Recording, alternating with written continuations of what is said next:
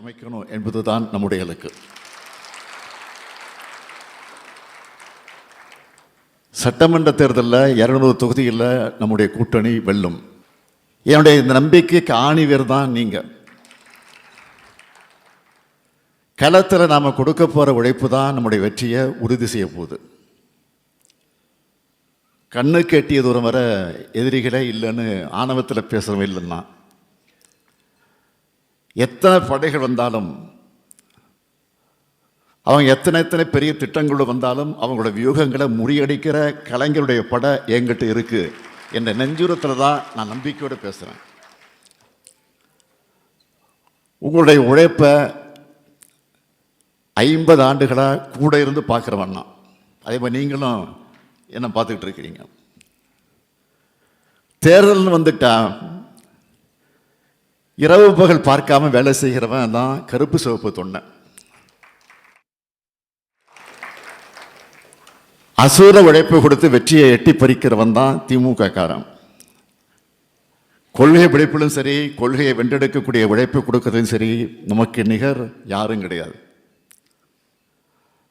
1957 2024 வரை தேர்தல் களத்தில் நாம் எதிர்கொள்ளாத எதிரிகளே கிடையாது.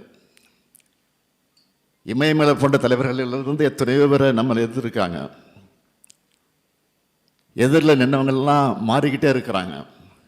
ஆனால் இந்த ஏக்கம் மட்டும் எப்பவும் உறுதியாக இருந்துகிட்டு இருக்கு. ஏன்னா இது எப்பவும் மக்களோடு இருக்கக்கூடிய இயக்கம். வெற்றி கிடைச்சிட்டா அமைதியில் ஆடவும் மாட்டோம், தோல்வி அடைஞ்சிட்டா தோண்டு போய் மூளையில் உட்கார்ந்துட மாட்டோம்.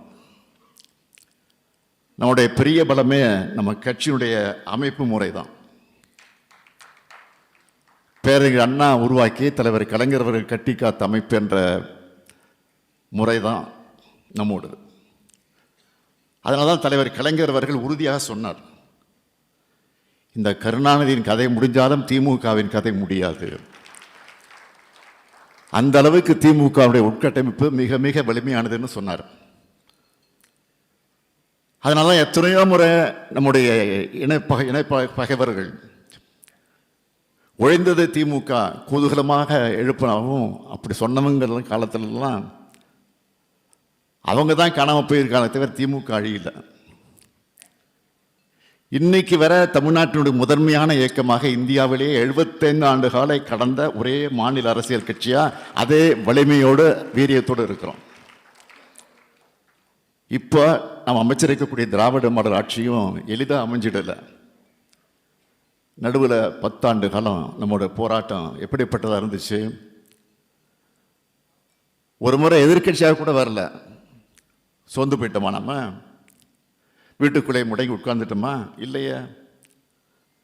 ஒவ்வொரு நாளும் மக்களோடு இருந்தோம், மக்களுக்காக குரல் கொடுத்தோம், வீதி வீதியாக வீடு வீடாக போய் மக்களை சந்தித்தோம், வீதிக்கு வந்து மக்கள் பிரச்சனைக்காக போராடணும். புயல் வெள்ளம்னு எந்த பாதிப்பு வந்தாலும் முதல் ஆளாக ஓடி போய் மக்களுக்கு உதவணும். இன்னும் பெருமிதத்தோடு சொல்லணும்னா, கொரோனாவில் உலகமே முடங்கி போனப்போ வல்லரசு நாடுகள்லாம் முடங்கி போச்சு. லாக்டவுன் நேரத்தில் கூட மக்களின் தேவைகளை கேட்டு அறிந்து அவங்க வீடு தேடி போய் உதவி செஞ்ச ஒரே இயக்கம் திமுக கழகம் தான். அதை சாதிச்சு காட்டினது தான் உடன்பிறப்பாக இருக்கக்கூடிய நீங்கள் தான். பதவிக்காக கொள்கைகளை சமஸ்திரம் செஞ்சிக்காம கடுமையான உழைப்பால மக்களுடைய நம்பிக்கையை பெற்று ஜனநாயக முறைப்படி மக்களால் தேர்ந்தெடுக்கப்பட்டு ஆட்சி பொறுப்புக்கு வந்திருக்கிறோம். 7வது முறை ஆட்சி அமைக்கணும் என்பதுதான் நம்முடைய இலக்கு. சட்டமன்ற தேர்தலில் 200 தொகுதியில் நம்முடைய கூட்டணி வெல்லும். என்னுடைய இந்த நம்பிக்கைக்கு ஆணிவேர் தான் நீங்கள். களத்தில் நாம் கொடுக்க போகிற உழைப்பு தான் நம்முடைய வெற்றியை உறுதி செய்ய போகுது. கண்ணுக்கு எட்டிய தூரம் வர எதிரிகளே இல்லைன்னு ஆணவத்தில் பேசுகிறவங்க இல்லைன்னா, எத்தனை படைகள் வந்தாலும், அவங்க எத்தனை பெரிய திட்டங்கள் வந்தாலும் அவங்களோட வியூகங்களை முறியடிக்கிற கலைஞருடைய படை என்கிட்ட இருக்கு என்ற நெஞ்சுரத்தில் தான் நான் நம்பிக்கையோடு பேசுகிறேன். உங்களுடைய உழைப்பை 50 ஆண்டுகளாக கூட இருந்து பார்க்குறவண்ணா, அதே மாதிரி நீங்களும் என்ன பார்த்துக்கிட்டு இருக்கிறீங்க. தேர்தல்னு வந்துட்டா இரவு பகல் பார்க்காம வேலை செய்கிறவன் தான் கருப்பு சிவப்பு தொண்டை.